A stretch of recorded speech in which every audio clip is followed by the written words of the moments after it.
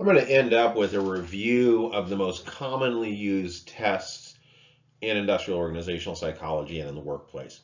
The first thing to though recognize is again kind of how do we measure measures, the classification of tests.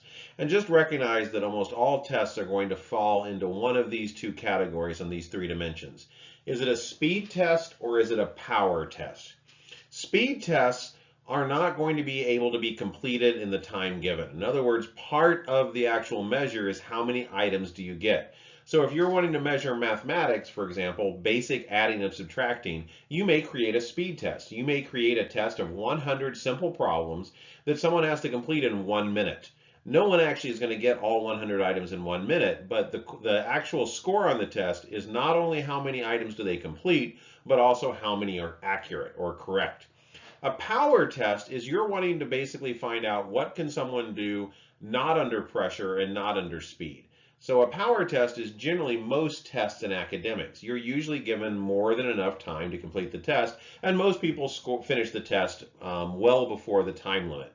That's basically, you still are of course under testing stress, but what we're really at there is given time and basically just time, what can you do? So how you perform under quick time versus how you perform on slower time. Now, again, you can kind of see that if you're actually measuring for someone that is going to have to do very quick decisions, very quick mathematical equations, or very quick functions under speed pressure. In other words, you've got 2 minutes to get this done and it has to get done, and that's a part of the job. You probably want your tests to determine if someone can do that job to be speed tests. Most of the time, though, what we're actually more interested in is more like power tests. We want to find out, can the person do it? And if it takes them a little longer or a little shorter, that's less relevant to us than simply can they do the job. The next is it an individual versus group test? And most testing done in organizations tends towards group tests. Tests that can be administered to a large group of people at the same time or in very quick succession. In other words, you don't actually need individual test givers to give the test. An individual test is a test that has to be done individually. Now, there are some values to individual tests. Individual tests will often give you a lot more detailed information. So, for example, a work samples test, where one individual comes in to the workspace, is given 5 or 6 very specific problems that they then have to work through while they're being observed by some expert raters. That'd be an individual test. The same individuals being given a 50-item multiple choice test on do they know how to work the same machines, that would be a group test. And finally, there's paper and pencil versus performance. And again, this kind of breaks down. Group tests are often paper and pencil, while individual tests are often performance, but not necessarily. True IQ tests are actually individual paper and pencil tests. While, again, there are such things as group performance tests, where you have a bunch of people come in and work on simulators, for instance. That would be a group performance test. So whenever you're actually thinking about what test to use in an organization, you want to be asking, should we be using speed and power? Can we do individual, or are we basically restricted to doing group tests?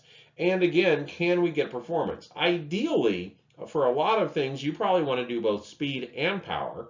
If possible, you want a fair amount of individual tests, though you may want group tests initially to wheedle out the grouping. So if you have 100 people applying, you may want to use a couple of group tests to get that number down to 10 or 20, and then those 10 or 20 come in for individual tests. Likewise, some of the things you're wanting to measure may be best measured with paper and pencil tests, but honestly, generally speaking, if we're truly trying to get at performance, the closer we can get to people actually doing their job, the more predictive that is going to be of how they'd actually perform on that job once they got it. So we're going to just kind of talk about briefly some of the tests that are used commonly in selection. Obviously, cognitive ability tests are probably the go-to and have been and will continue to be so. It's among the most frequently used predictors in selection, especially for larger organizations or more costly jobs, because mental functioning or intelligence is an important aspect of most jobs. They may often be called intelligence tests or IQ tests, though IQ is becoming a little bit passé. There's generally two classes, general cognitive ability test or specific cognitive ability test. So general is just generally how well you can do. The GRE is an example of quote unquote a general cognitive ability test. But there are very specific. There's mathematical aptitude, there's accounting, there's legal law. So for example, if you're going to law school, you're not going to take the general record exam, the GRE, you're going to take a specific LMAT test that's specific to law school. It's still a cognitive ability test, but it's more focused on the cognitive ability that's important for a lawyer to have. Now, generally speaking, again, one of the reasons we're going to see these a lot is generally they are power tests, they are usually group tests, and they're usually pen and paper tests, and they're usually highly related with performance, which makes it a very good test to be used if you're needing to basically get an initial decision down to get the number of people that are applying to a job to a more reasonable amount. Another subcategory of specific cognitive ability tests is emotional intelligence. The ability of individuals to generate, recognize, and express and understand and evaluate their own and others' emotions. Now, for some tests, for example, for some roles, if you're an engineer working primarily by yourself with engineering software programs, probably emotional intelligence is not a very important factor. It probably isn't a big predictor of whether you can do your job well. However, emotional intelligence may be a much better predictor than general cognitive ability in a sales job. So again, we really want to think about what are the tests that we're using, how are they classified, and how do they tie to the actual job itself? Again, the job analysis and that role that we're trying to fill. Psychometric tests or psychomotor tests are measures of sensory ability that evaluate the speed and accuracy of motor and sensory coordination. Purdue Pegboard, traditional vision and hearing tests, a fair amount of actual simulators include some form of psychomotor tests as well. They are not suitable for all jobs. In fact, if the job itself does not require necessarily fine manipulation or very specific hearing and vision acuity, then you probably don't want to use these tests as a predictor. They're not going to be highly related. But for jobs that they are appropriate for, air traffic controller, someone that is a translator, someone that is looking for visual defects in a product line. These might be very specifically useful tests to find out who actually can do that job. Personality tests, an individual's traits or predispositions to behave in a particular way across situations. About 40% of Fortune 100 companies use these in some form of screening. Generally, they're measuring some form of the big five: openness to experience, conscientiousness, extroversion, agreeableness, and neuroticism.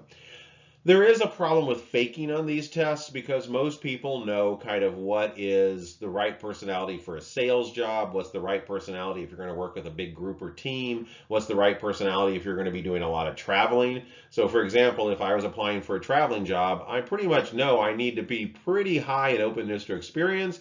I probably need to be fairly high in extroversion. If I'm doing if I'm applying for a job where I'm going to be working by myself, and I'm going to be fact checking, I probably want to be fairly high in conscientiousness and probably kind of low in extroversion. And likewise, if I'm applying for a job where I know I'm going to be working with a lot of teams and team members, I probably want to be low in neuroticism and high in agreeableness. So there is a problem with faking, though it does require the ability to fake and the motivation to fake. The other thing I'll say about personality tests is rarely is a personality test the most predictive test that we will give in a battery of tests that actually relates to performance. But in a lot of jobs, especially more complex jobs and jobs that require a certain kind of mindset as far as either being working with a large group of people or working by yourself, personality tests can give us some fine tuning and not necessarily can the person do the job, but will they enjoy the job and will they be satisfied with that job? Integrity tests are often popular, especially if the job itself requires integrity or is going to be trusting the person with potentially secrets to the company. So they're an attempt to determine whether an employee will engage in counterproductive or dishonest work-related behaviors, cheating, stealing, and sabotage. There are overt integrity tests. They specifically measure attitudes towards theft and actual theft behaviors. They are self-report, and clearly, very few people are ever completely honest on an overt integrity test. However, that doesn't mean that they're useless, because what we usually find is an effective ceiling effect. So most people will basically come across as very high in integrity. However, everyone adjusts based on their baseline. So if on a 1 to 5 scale, the reality is I'm a 4, I will probably lie up to a 5. However, if my baseline on integrity is actually a 2, I'm kind of a retrobate. I really am kind of just in it for me and I'm willing to do and steal anything. I will unlikely actually lie up to a 5. I will adjust up to a 3 or a 4. So, though we do find some ceiling effects, surprisingly, we still tend to find a restricted normal distribution curve. So there is potentially some value, and in fact, overt integrity tests do relate to counter work-based behaviors. Personality type integrity tests are often more popular. It basically measures personality contracts that are personality characteristics that are indirectly related to counter work behaviors as a way to basically make sure people aren't telling that's what we're actually trying to measure. If we can do it, if we've got the resources, if we've got the properly trained individuals, work sample tests are always a great way to go. They're very different from the predictors we discussed so far because basically a work sample attempts to duplicate the performance criteria measure and uses them as a predictor. We basically try to have people do smaller mini replicas of the job and we find out who can do the job best. This can be working a machine. This can be doing the work actually on an assembly line. This could also be for more complex jobs, creating a creative new product, creating an ad campaign, creating a portfolio. All of these would be examples. When a faculty member applies for a job at a university, they will often do a job talk, an hour-long lecture to both faculty members and other students that is replicating what they're like when they teach a class. They'll also submit publications. This is what I've actually published so that you can see the work samples of their research. Those would be very good examples of work samples. Kind of extending upon further the work sample is what's often referred to as assessment centers. And a lot of larger organizations still use assessment centers. And basically an assessment center is kind of a blanket term for a series of work samples. It involves multiple trained raters evaluating applicants or incumbents on a standardized set of predictors that simulate the job. So it is a series of work samples that is meant to capture most of what the job entails. It often may be over a weekend, it may be at a retreat, it may be over multiple evenings, it may even be over a week of time. So it has multiple methods of assessment, multiple assessors, and multiple assessees at the same time. And some quick examples of assessment center activities, because usually these are done for the purposes of promoting people into managerial roles, is an example an in-basket task, where assessees are required to respond to a series of job-related scenarios, take actions, and make decisions on how to proceed, and to also basically prioritize what are the most important tasks, least important tasks. Another one can be a leaderless group discussion, where a group of people that are being assessed basically work together on a project, but no one is actually told who's going to lead. And what you're looking for here is how do people lead? How do people react to that situation? Who's the person that immediately jumps in and takes charge? And do they take charge in a way that actually utilizes the other talents in the group?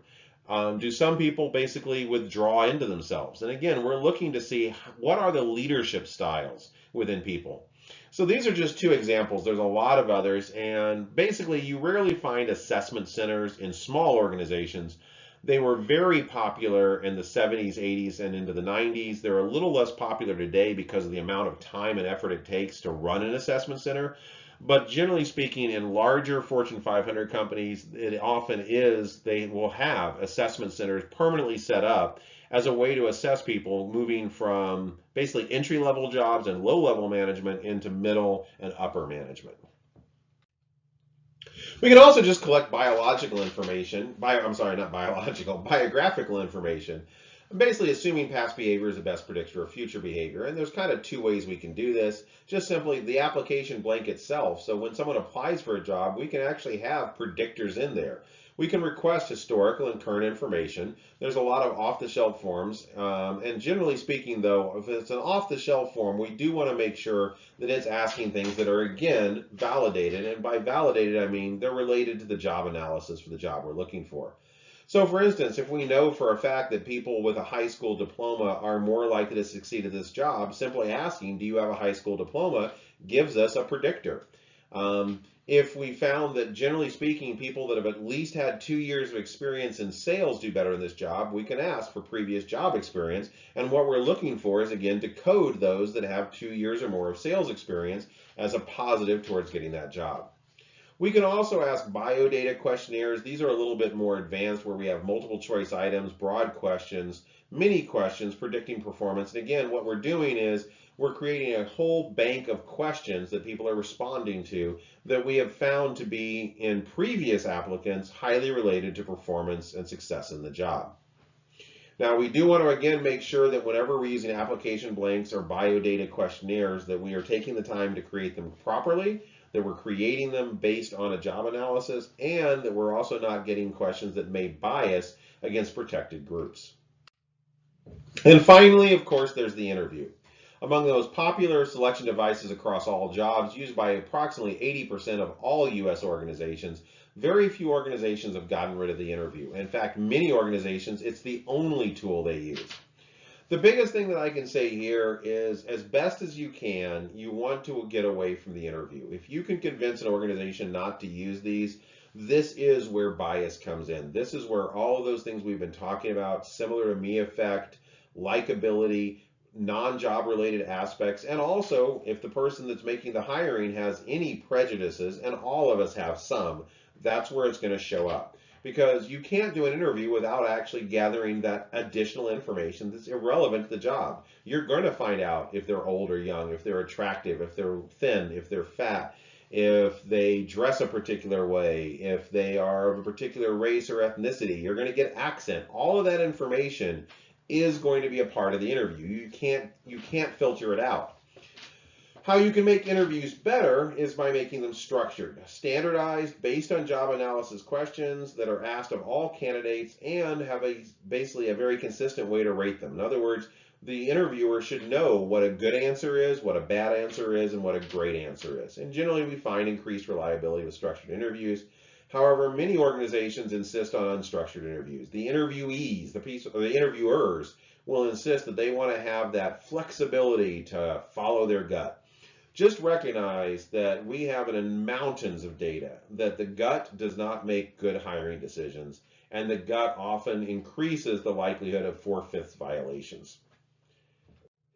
So looking across the board at the various techniques we talked about, we can see what is the actual estimates across jobs or validity coefficients of those. Sitting at the very top is general cognitive ability, generally explaining an R of 0.48 to 0.62, followed by specific cognitive ability, and followed by psychometric ability if it's relevant to that job. Personality and integrity tests come next. Work samples and situational judgment tests, which are also often collected with biodata or biographical data questionnaires, is next. Assessment centers, biodata, structured interviews, and notice the very bottom is unstructured interviews. All of them are somewhat related, but also remember these are R's. If we actually look at the percent of variance explained, none of them are anywhere near what we'd hope to see. So generally speaking, general cognitive ability will measure, if that's all you're measuring, that's giving you about 38% of the variance in their performance, which that means 62% of their performance has nothing to do with that. That's motivation, that's previous experience, that's how well they work with others, that's all those other things we're not capturing. And that's why generally, if we're truly trying to get accurate prediction, whether it's hiring, whether it's determining who needs training, or whether it's promotion, we generally want to do a battery of tests to get that number up. We might do cognitive ability tests first, followed by a psychometric if it's appropriate, and maybe a personality test, and then follow up with assessment centers and potentially put the structured interviews last. If you're going to have interviews, they usually should be last because, again, they're usually individual tests, so they're more expensive. And also, hopefully, your other tests have gotten you a good group of people that would be decent at the job to where the structured interview or unstructured interview has less chance to do damage. So that's my overall take on it. That's kind of my thoughts. If you have some control, generally remember this chart, when you're actually being asked as a professional in practice, what should we be doing as far as how we measure of individual differences? You want to try to stay at the top of this chart and try to avoid the bottom of this chart. But also recognize that it's better to have multiple methods throughout this chart than just one. So in conclusion, measurement is very important to personnel psychologists. The levels of measurement, item response theory, estimates, ratio measurement, all of this really does become a major part of what we do. We are trying to use psychological science to quantify, to put numbers to individual differences, to make better predictions about who will perform, who is worth hiring, who's worth promoting, who is worth training. And part of that is estimating the reliability of those measures, including classical test theory, where we're simply looking for the reliability coefficients, but also generalizable theory, where we're looking for bias. And remember, finally, again, just a caution, reliability is a necessary condition for validity, but it does not equal validity. Just because something's reliable, it needs to be reliable for it to be valid.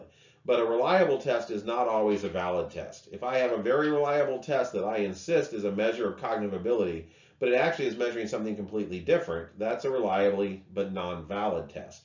Validity is about, are we actually measuring what we claim we're measuring? And we're going to talk about that next week.